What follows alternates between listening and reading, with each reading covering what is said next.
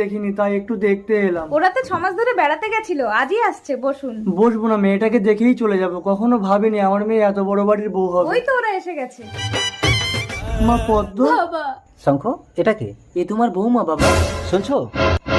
শঙ্খ, তোর বউ থাকতে থাকতে তুই আবার বিয়ে করেছিস? কে বৌমা? পদ্মা তোর বিবাহিত স্ত্রী। পদ্মা, এতদিন এই কথা আমাকে বলনি কেন? তোমার মানসিক ভারসাম্য ফিরিয়ে আনার জন্য আমি কখনোই তোমার মনের বিরুদ্ধে আচরণ করিনি শঙ্খ। বাবা চলো, আমি তোমার ভাঙা ঘরে গিয়েই থাকবো। চল মা, আমি কষ্ট পাবো বলে তুই নিজের বুকে এত কষ্ট চেপে রেখেছিস? সরে যাও, আমি কেন কিছুই মনে করতে পারছি না। আমি একটা পাগল ছেলের সাথে ঘর করবো না। আমি কোথায়? কি গো, আমার ছেলে তো আবার পাগল হয়ে গেল। বেআই মশাই, বেআই মশাই, আমি আরেকবার আপনার মেয়েটাকে ভিক্ষে চাইবো, আমার ছেলেটা বড় অসুস্থ। পদ্ম, বাবা, আমার স্বামী অসুস্থ। উঠুন বেআই মশাই, তুই ভালো থাকবি মা। আমার পদ্ম। বৌমাকে ঘরে তোল শঙ্খ।